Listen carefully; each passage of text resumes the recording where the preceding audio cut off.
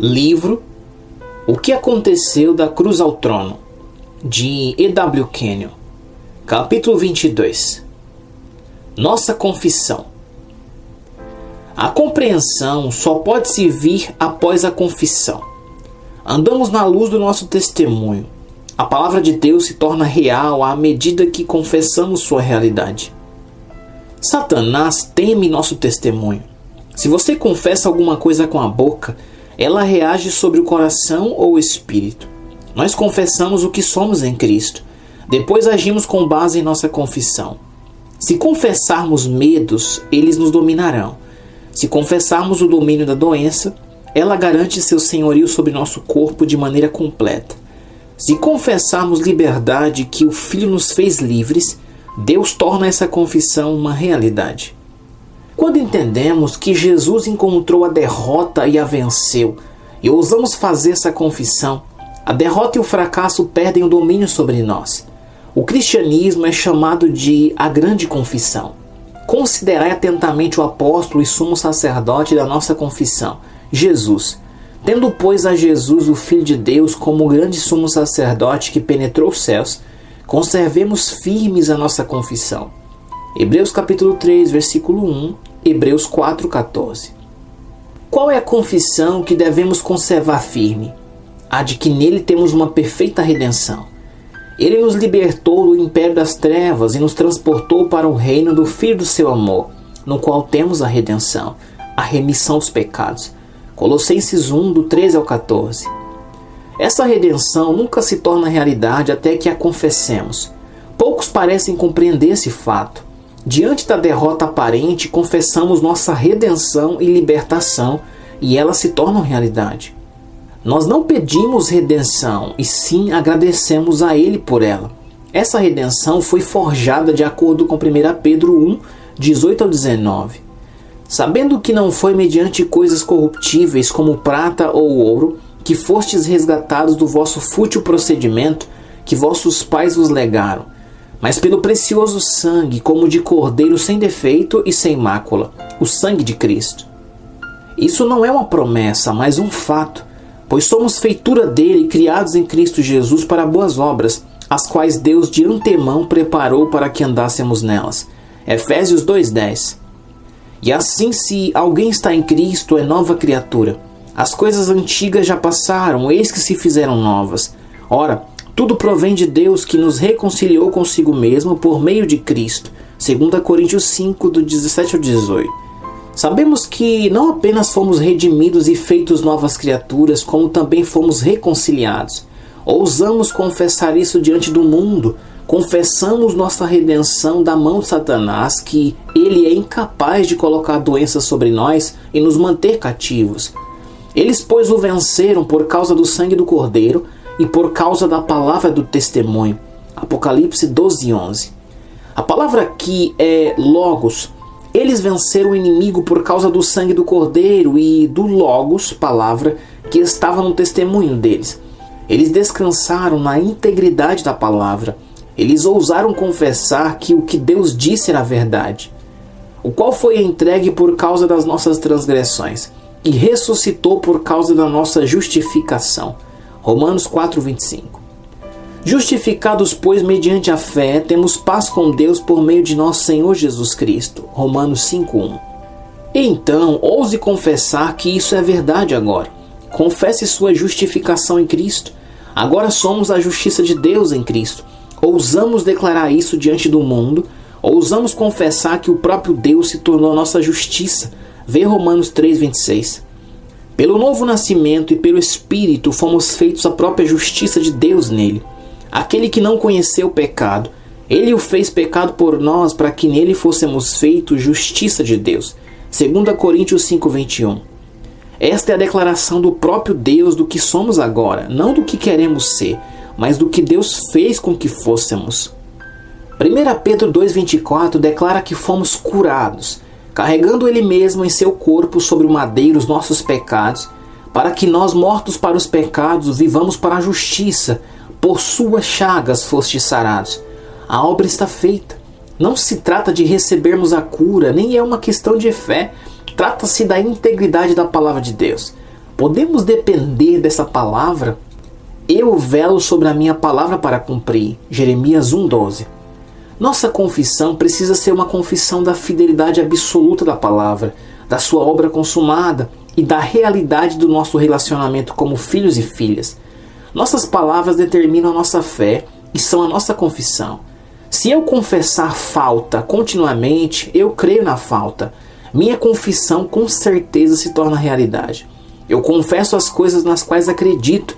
Se eu acredito no fracasso e na fraqueza, confessarei essas coisas, viverei segundo o padrão da minha confissão.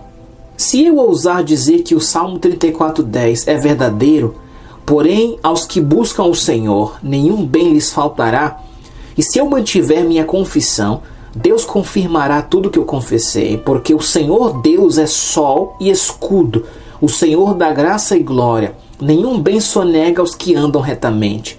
Ó Senhor dos exércitos, feliz o homem que em ti confia. Salmos 84, do 11 ao 12. Ouso confessar Provérbios 3, do 5 ao 6. Confia no Senhor de todo o teu coração, e não te estribes no teu próprio entendimento. Reconhece-o em todos os teus caminhos, e ele endireitará as tuas veredas. Isso é direção. Não apenas a libertação das circunstâncias, como também uma orientação para a vontade dele, para os caminhos de abundância. Nesse sentido, Filipenses 4,19 se torna a canção do meu coração. E o meu Deus, segundo a sua riqueza em glória, há de suprir em Cristo Jesus cada uma das vossas necessidades. Que confissão! O coração bate forte. Toda arma forjada contra ti não prosperará.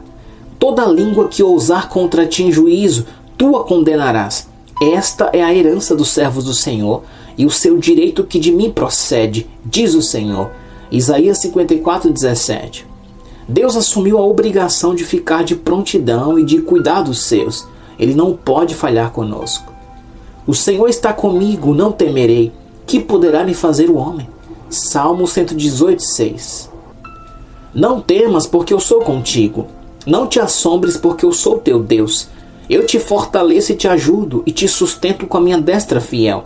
Isaías 41:10. Esse é o desafio de Deus, e ouso confessá-lo diante do mundo. Que confissão! Deus diz a mim pessoalmente: não tenha medo, filho. Eu estou com você. Não fique assombrado, eu sou teu Deus. Ele era o Deus de Israel. Você se lembra do que aconteceu com Faraó, o Egito e os filisteus? Ver Êxodo 14, do 21 ao 31 em 1 Samuel 14. Você se lembra do que aconteceu com todas as nações que colocaram as mãos sobre Israel, enquanto eles estavam guardando a aliança? Não toqueis nos meus ungidos. 1 Crônicas 16:22. Então ele cuidará de nós como cuidou deles. Ele será o nosso protetor e cuidador. Jesus disse que a fé venceria. A fé venceu. Somos testemunhas dessa tremenda realidade. A Bíblia é a confissão de Deus. Quanto mais eu a leio, mais essa grande verdade supera tudo. De Gênesis a Apocalipse, ela é uma confissão contínua da sua grandeza, da sua capacidade, do seu amor e do seu grande coração de Pai. Quando você vê Jesus nos 4 evangelhos, ele está fazendo confissões o tempo todo. Ele é o grande pastor, ele é a luz do mundo. Eu sou o bom pastor. O bom pastor dá a vida pelas ovelhas. João 10:11. Eu sou a luz do mundo. Quem me segue não andará nas trevas, pelo contrário, terá a luz da vida. João 8:12. Eu sou o caminho e a verdade e a vida. João 14:6. Eu sou a ressurreição e a vida. João 11:25. Eu sou o pão da vida. João 6:35. Essas são confissões tremendas. Aquilo que o meu Pai me deu é maior do que tudo, e da mão do meu Pai ninguém pode arrebatar. João 10:29. A confissão de Jesus levou-o direto para o Calvário. Por isso, pois, os judeus ainda mais procuravam matá-lo, porque não somente violava o sábado, mas também dizia que Deus era o seu próprio Pai, fazendo-se igual a Deus. João 5:18. As confissões destemidas dos homens ao longo das eras nos deram nossos mártires. A fé dá coragem para confessar, e as confissões dão ousadia à fé. Sua confissão alinha você, lhe dá seu lugar, define sua posição, sabendo o que você é. Se você ficar em silêncio, não podemos colocá-lo no seu lugar. A confissão cura ou mantém doente. Pela sua confissão você é salvo ou perdido. Pela sua confissão você tem abundância ou tem falta. Pela sua confissão você é fraco ou forte. Você é o que confessa com seus lábios e o que crê no seu coração. Uma confissão de fracasso mantém na dimensão do fracasso. Uma confissão de capacidade de Deus para livrar da situação o coloca acima dela. Estás enredado com o que dizem os teus lábios. Estás preso com as palavras da tua boca. Provérbios 6:2. Somos enredados pela nossa confissão ou somos libertos pelas palavras da nossa confissão? Faça com que a sua confissão esteja em harmonia com a palavra de Deus. Ela não se harmonizará com o conhecimento que vem dos sentidos. Não tente fazer isso. O conhecimento que vem do sentido chama isso de presunção ou fanatismo, mas Deus chama isso de fé e honra essa atitude. Ora, a fé é a certeza das coisas que se esperam e a convicção de fatos que não se veem. Hebreus 11:1. Deus fez tudo o que podia ser feito por nós. Ele disse que sua redenção está completa. Você confessa que está feito, assumindo o seu lugar, chamando a si mesmo pelo nome que ele o chamou, reconhecendo tudo o que a palavra diz que é seu. Você agora declara que tudo o que Deus disse no seu caso é verdade. E conhecereis a verdade, e a verdade vos libertará. Se, pois, o Filho vos libertar, verdadeiramente sereis livres. João 8:32 e 36. A verdade liberta. Você declara que aquele a quem o Filho libertou é verdadeiramente livre, que o pecado não pode mais se impor sobre você, que a doença e a enfermidade não pode se impor sobre você, porque o pecado não terá domínio sobre vós. Romanos 6:14. A preocupação e a ansiedade não podem dominar você. O domínio de Satanás terminou. Você está completo nele. Poucos de nós entendemos o poder da sua palavra nos nossos lábios. Ele disse em Marcos 16:18 que se os que creem impuserem as mãos sobre os enfermos, eles ficarão curados. Bem como em João 14:13. E tudo quanto pedides em meu nome, isso farei. Atos 3, 4 e 6 trata do nome de Jesus nos lábios de Pedro. Ele disse: olha para nós, em nome de Jesus Cristo Nazareno, anda. Se você não usar o nome não poderá fazer nada. Mas se você usar o nome, ele será como se o nome do Pai estivesse nos lábios de Jesus. Em Atos 4, do 18 ao 37, somos lembrados de como um lugar foi abalado pelo nome de Jesus. Chamando-os, ordenaram-lhes que absolutamente não falassem, nem ensinassem em o nome de Jesus. Versículo 18. O nome nos lábios deles havia sacudido Jerusalém até as bases. Atos 16, do 16 ao 18, mostra o poder do nome nos lábios de Paulo. Em nome de Jesus Cristo eu te mando, retira-te dela. Versículo 18. E houve cura e libertação. Pois de acordo com João 15:7, se permaneceres em mim e as minhas palavras permanecerem em vós, pedireis o que quiserdes e vos será feito. A palavra nos seus lábios não apenas liberta você, como liberta outros. A palavra nos seus lábios cura os enfermos. A palavra nos seus lábios gera fé no coração daqueles que o ouvem. A palavra nos seus lábios transformará vidas quando elas ouvirem. É a própria vida de Deus nessas palavras. A Bíblia é a palavra de Deus. Nos lábios do amor e da fé, cada palavra é cheia de Deus. Nossa conversa diária é a grande confissão, pois confessamos Cristo diante do mundo, confessamos a plenitude da sua graça, confessamos a integridade da revelação. Nossa primeira confissão é Romanos 10, 9 e 10. Se com a tua boca confessares Jesus como Senhor, e em teu coração creres que Deus o ressuscitou dos mortos, serás salvo. Porque com o coração se crê para a justiça e com a boca se confessa a respeito da salvação. Encontramos uma redenção perfeita e nós confessamos ao mundo. Em Atos 10:36, Pedro diz: este é o Senhor de todos. Como isso impacta o coração? Ele é o Senhor dos três mundos, céu, terra e inferno. Todo joelho se dobra a esse nome. Com alegria confessamos: o Senhor é o meu pastor, nada me faltará. Salmos 23:1. Ó Senhor, força minha e fortaleza minha, e refúgio meu no dia da angústia. Jeremias 16:19.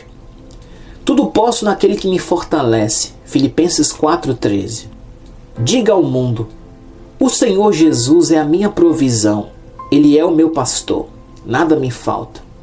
No entanto, há o risco de fazermos uma confissão errada, uma afirmação errada. Confessarmos medos e dúvidas, isso dá domínio a Satanás. Confessamos nossa doença e essa confissão torna nossa vontade cativa e nos mantém em cativeiro absoluto. Confessamos falta de capacidade diante do fato de que Deus disse que Ele era a fortaleza da nossa vida. Essas confissões de fracasso mantêm o Pai de fora e permitem que Satanás entre. Elas dão a ele direito de passagem. Essas confissões negam a validade da palavra de Deus e honram Satanás. O que devemos confessar? Primeiro, você não tem mais medo e confessa isso. O Senhor é o meu pastor, nada me faltará. Salmos 23:1. Segundo, nossas palavras nos aprisionam ou nos libertam. Podem nos colocar em cativeiro e impedir nossa liberdade em Cristo. Aquilo que o meu Pai me deu é maior do que tudo. João 10:29. Terceiro, isso acontece quando nossas palavras guerreiam contra a palavra de Deus. As vossas palavras foram duras para mim, diz o Senhor. Malaquias 3:13. Uma mulher me procurou certa vez e disse: Senhor Kenyon, tenho recebido oração, mas não consigo ser liberto. Ora, a palavra dela contradizia a palavra de Deus. A palavra dele diz: se pedirdes alguma coisa ao Pai, Ele vos concederá em meu nome. João 16:23. Aqueles que creem, se impuserem as mãos sobre os enfermos, eles ficarão curados. Marcos 16:18, grifo nosso. Aquela mulher negou a validade da palavra. Ela negou que a palavra era verdadeira. Suas palavras estavam guerreando contra a palavra de Deus. Ela havia adotado de maneira inconsciente uma atitude mental que era contra a palavra. Mas, mesmo não tendo essa intenção, ela havia feito isso. E essa atitude a fazia permanecer cativa. Enquanto conversávamos, ela foi liberta da dor, mas sua voz não abandonou aquela atitude de choramingar. Não houve confissão de vitória em seus lábios. Há sempre o risco de uma confissão ser fundamentada apenas na concordância mental. A concordância mental reconhece a veracidade da palavra, mas nunca age com base nela.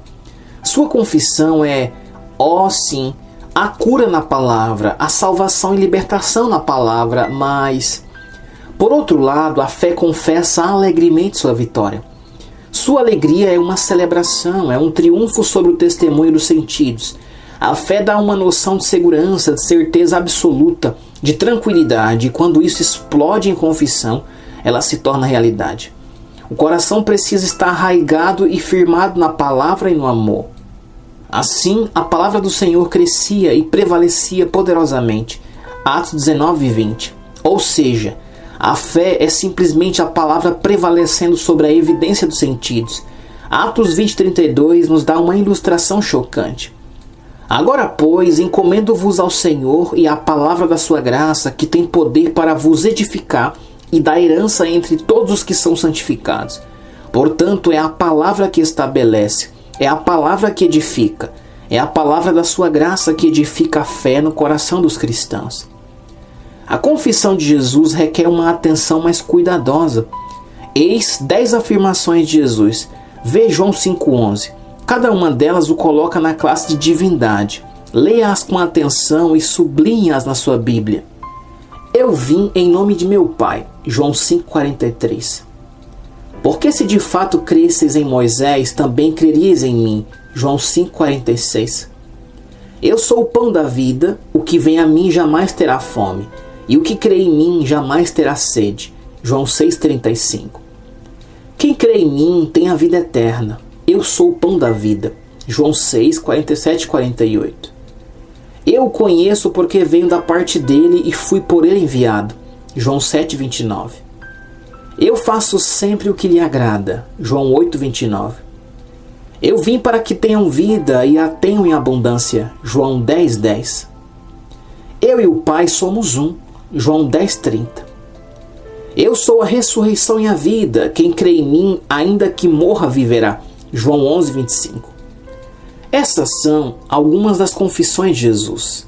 Será que ousamos confessar o que somos em Cristo e o que temos em Cristo? Será que ousamos confessar João 1,16? Todos nós temos recebido da sua plenitude e graça sobre graça? Recebemos da sua plenitude, mas isso de nada nos adiantou porque falhamos em transformar em uma confissão. Todo cristão sabe que Deus colocou suas doenças em Jesus, mas ele teme fazer a confissão e agir com base na palavra. Esse medo vem do inimigo. Isso indica que temos mais confiança no inimigo do que na palavra de Deus. Confessamos que o que ele diz é verdade, então demonstramos isso na nossa vida diária. Não existe confissão na vida de muitas pessoas. Há muita oração, mas não há confissão de que a palavra é verdadeira. Não é de oração que muitos precisam, mas de confissão da palavra. Não estou me referindo à confissão de pecados. Uma mulher me disse recentemente, depois que orei por ela e abri a palavra para ela: "Você vai continuar orando pela minha doença, não vai?" A confissão dela era de que a palavra era uma mentira. Você deve confessar que pode fazer o que ele diz que você pode fazer, que você é o que a palavra diz que você é. Ele diz que você é uma nova criatura criada em Cristo Jesus. Ele diz que você é mais que vencedor, que você é um conquistador. Ele criou você para ser um filho ou uma filha do Deus Todo-Poderoso, um herdeiro de Deus e co-herdeiro com Jesus Cristo. Você pode todas as coisas naquele que é a sua força. Filipenses 4:13. O que ele diz que eu posso fazer, eu declaro que posso fazer. O que ele diz que eu sou, eu declaro que sou. Faço minha confissão com ousadia. Você faz a sua confissão. Deus é meu Pai, eu sou filho dele. Como um filho na sua família, estou assumindo meu lugar.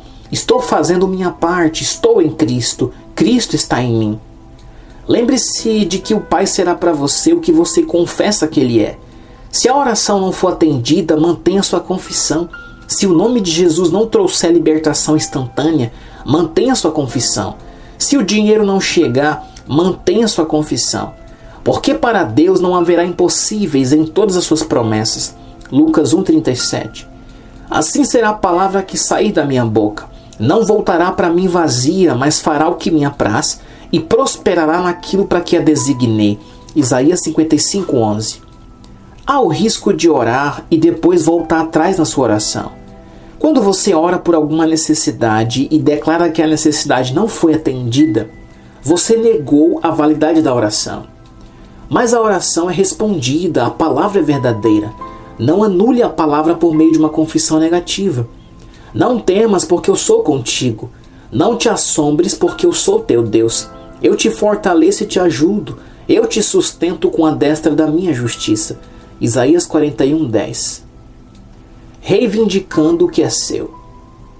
Ora, a fé é a certeza das coisas que se esperam, a convicção de fatos que se não veem. Hebreus 11:1. Fé é considerar a oração respondida antes do Pai agir. Jesus disse: "Por isso vos digo que tudo quanto em oração pedirdes, crede que recebestes e será assim convosco." Marcos 11:24. Isso não é uma promessa, é uma afirmação. Essa é a escritura de posse das coisas pedidas em oração. A fé é a nossa carta de direitos. Quando você nasce de novo, você entra na nova aliança. Você passa a fazer parte da nova aliança, tornando-se um membro dela. E tudo que foi comprado nessa redenção é seu. E você está livre de tudo aquilo de que foi redimido. Sua redenção o liberta do domínio do pecado, da autoridade do pecado, da culpa do pecado e da impureza do pecado. Você está livre disso. Você está livre de tudo. Essa redenção libertou você. Você não apenas está livre, como possui toda a sua redenção comprada para você. Você tem direito a tudo que a redenção levou.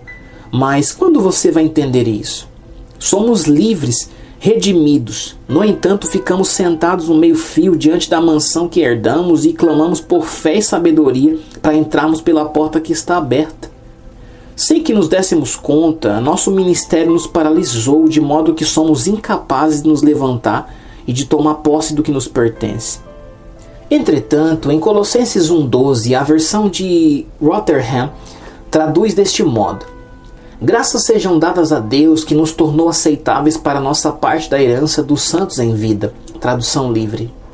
Ele nos tornou aceitáveis para desfrutarmos de todas as nossas riquezas, para desfrutarmos nossa libertação perfeita, e nos tornou aceitáveis para andarmos na plenitude da nossa redenção em Cristo. Não há espaço para fraqueza. Não há razão para o fracasso. Não temos o direito de ser vencidos e desonrados.